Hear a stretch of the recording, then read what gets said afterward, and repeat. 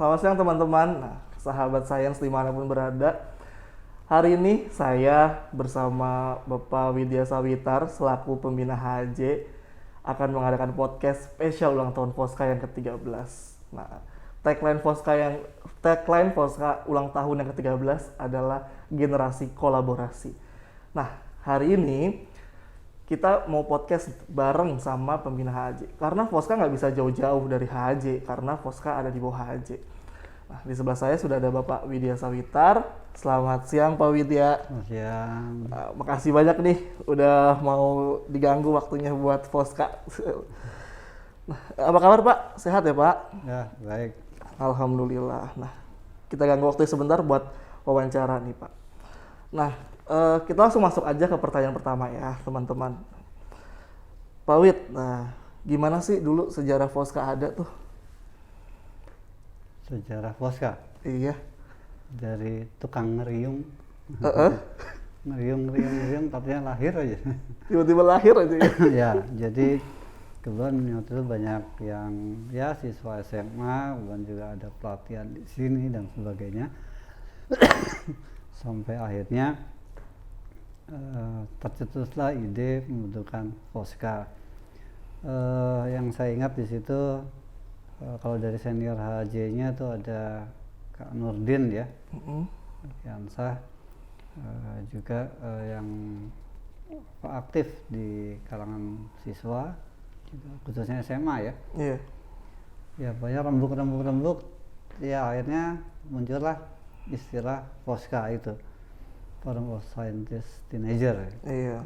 Di situ lahirlah forum ya, namanya forum, jadi forum komunikasi antar kelompok ilmiah remaja khususnya di SMA. Di SMA, di Jabodetabek ya Pak? Iya. Masih ingat nggak Pak, siapa aja sih dulu anak-anak yang ngeriung tuh, yang mendirikan Fosca tuh siapa sih?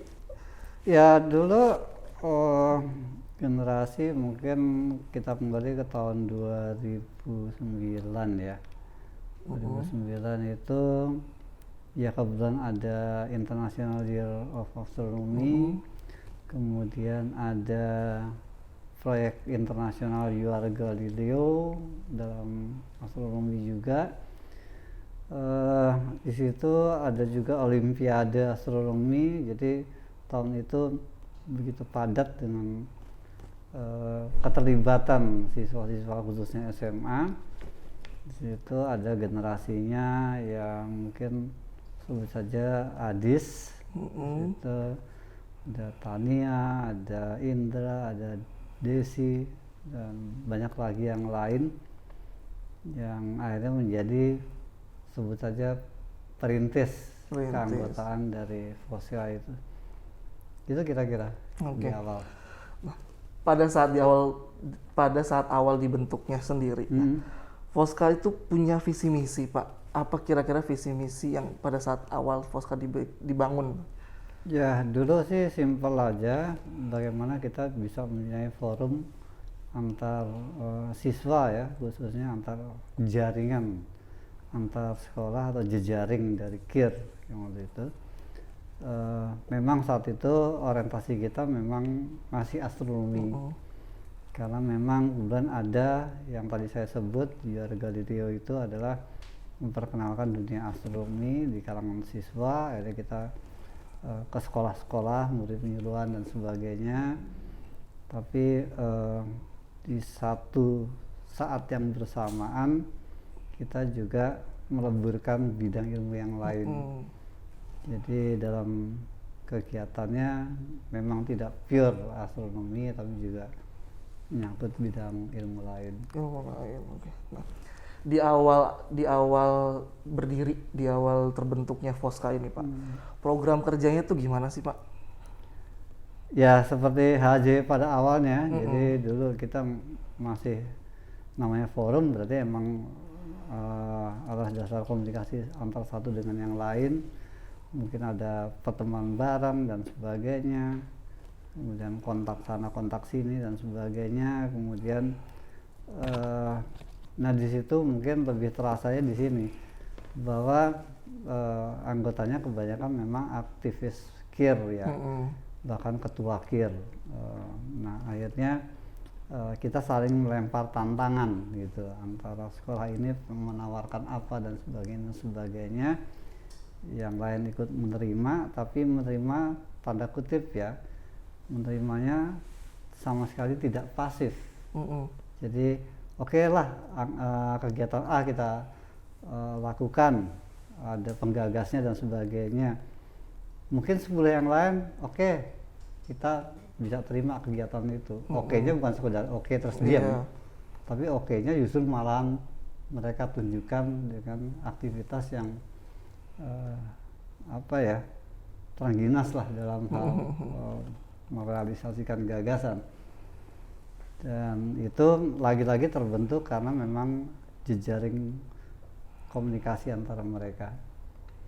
Nah, itu yang kemudian baru saat-saat terakhir sekarang ini yang mulai mungkin ada pembagian sekolah ini kapan dan sebagainya. Dulu sih ya sudah di agenda catatan saja, gitu istilahnya. Nah, kalau tadi yang di awal berdiri, nah kalau sekarang yang di akhir-akhir ini Pak, gimana Pak tentang program kerja FOSKA akhir-akhir ini? Ya memang kalau programnya saya lihat sih bagus, dari ya sebut saja 5 tahun terakhir ya cukup bagus. Hanya responsifnya yang kurang. Artinya apakah jalinan atau jejaring komunikasinya itu masih berjalan dan konsisten, atau tidak berjalan dan tidak bisa lihat konsisten atau tidak gitu ya. Jadi itu memang harus diselisih oleh para anggotanya sendiri gitu. Sebut saja apabila ada 10 sekolah tidak merespon katakanlah, ya kalau perlu ya kita PDKT tadi, kenapa sampai tidak itu atau dan sebagainya. Jadi emang ya PDKT emang butuh sih. Karena penting banget dari sebuah hubungan ya Pak. Iya, hubungan. Terus perkembangan seperti apa sih Pak yang terlihat dari awal sampai saat ini Pak? Ya makin bervariasi katakanlah kegiatannya, banyak apa ya, apalagi kan dunia pendidikan di sekolah pun juga semakin terfasilitasi. Nah jadi di situ kita bisa melihat banyak aneka kegiatan yang seharusnya bisa dilakukan. Nah, tinggal istilahnya sekolah ada, istilahnya menu ada, kita mau makan atau tidak gitu ya, masalahnya di situ. Dan itu ya tergantung, kadang-kadang di situ kita jangan terjebak dengan katakanlah kita ingin sesuatu yang baru dulu. Nggak masalah menjadi imitasi dulu gitu ya, kegiatan memang udah baik, coba kita praktekkan di sekolah kita dan sebagainya, tapi tentu ada nilai lebih. Nah bagaimanapun itu kan bisa menjadi suatu sistematika tersendiri ya. Nah itulah yang nanti biasanya muncullah gagasan dari situ ya, nggak usah jauh-jauh lah, dari dunia luar pun juga. Sebetulnya Jepang yang kita anggap maju ya, dulu kan banyak menerjemahkan buku-buku, majalah segala macam, semua diterjemahin segala macam. Karena setelah itu ya mereka berinovasi, tapi dengan sendirinya. Awal-awalnya juga tetap aja gitu, harus mencontoh. Kita langsung mencontoh gitu, tapi dia kembangkan, memodifikasi sampai timbul gagasan. Oke. Pak, ada nggak sih Pak hal yang paling dirindukan nih Pak dari FOSKA yang dulu ada tapi sekarang kok udah nggak ada Pak? Saya rasa kebersamaan ya. Kebersamaannya ya Pak. Kebersamaan itu yang kurang terasa untuk saya ya. Kebersamaan dalam geliat kegiatan gitu ya. Keakraban. Ya sebut saja gini, katakanlah memang ya seperti tadi itu ya. Pada zaman dulu pun juga katakanlah saya kenal orang tuanya si ini dan sebagainya. Atau antara anggota sendiri tahu rumahnya ini, tahu keluarganya ini, saling tahu lah gitu ya. Ya ini kita tidak berpikir tentang kasus sekarang ya, karena pandemi itu beda ya. Iya beda. Tapi sebelumnya sebut saja 5 tahun terakhir hal seperti itu yang kurang terasa. Kemudian kecairan antara bidang ilmu masih belum terasa. Terakhir tuh mungkin yang waktu ada science fair di mana itu 49 tahun berapa tuh? Di 49 2015. 2015 Iya. itu yang terakhir saya rasakan masih punya spirit itu. Selepas itu agak berkurang, bukannya nggak ada gitu ya, tapi berkurang lah kadarnya. Ya itu kelihatan kan dari cara komunikasi, terus pergaulan ya, bukan artinya pergaulan terus jadi gimana, tapi kita akan bisa merasakan lah spirit itu. Oke. Nah, sekarang bagaimana Fosca hari ini, Pak? Hari ini baik-baik saja ya. Alhamdulillah baik-baik saja. Ya artinya gini, ya bagaimanapun apa yang ada sekarang kan produk dari yang sebelum-sebelumnya ya. Kadang-kadang yang dilupakan adalah ya ketika kita merekrut sebut saja yang baru, bagaimanapun mereka yang baru-baru ini butuh contoh. Nah itu juga salah satunya yang saya lihat contohnya udah bubar duluan. Nah, artinya kesinambungan spiritnya itu lebih lama untuk terbentuk dibandingkan keguyupan itu terus terjalin. Artinya yang sekarang ini memang punya tugas seperti itu, dan juga termasuk yang senior alumninya dan sebagainya.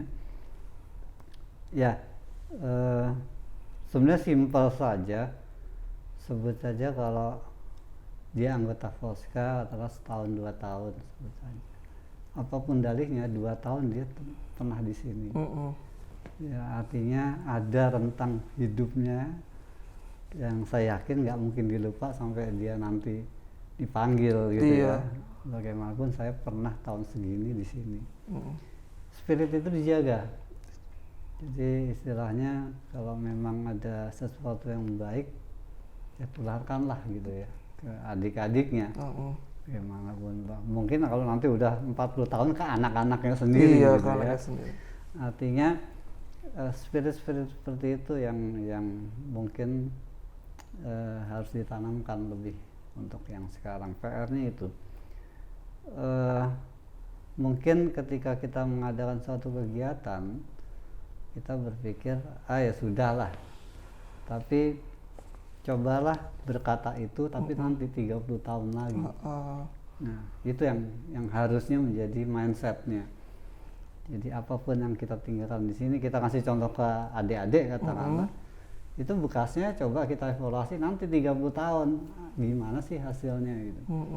Jadi jangan berpikir cuma besok atau minggu depan gitu, atau tahun depan saya sudah lengser dan sebagainya gini. Bahkan jangan-jangan aduh pengen cepat tahun depan pengen lepas dari pengurusan misalnya. Nah itu satu lagi adalah idealisme menjadi pengurus dan sebagainya. Kebanyakan dari kita kalau udah dianggap panitia lah atau pengurus kayaknya menjadi suatu beban gitu. Beban tersendiri ya, Pak. Nah itu salah bagi saya, 100% salah. Karena bagaimanapun kerelaan, keikhlasan menjadi panitia namanya ikhlas rela ya 100%, dan memang hatinya di situ.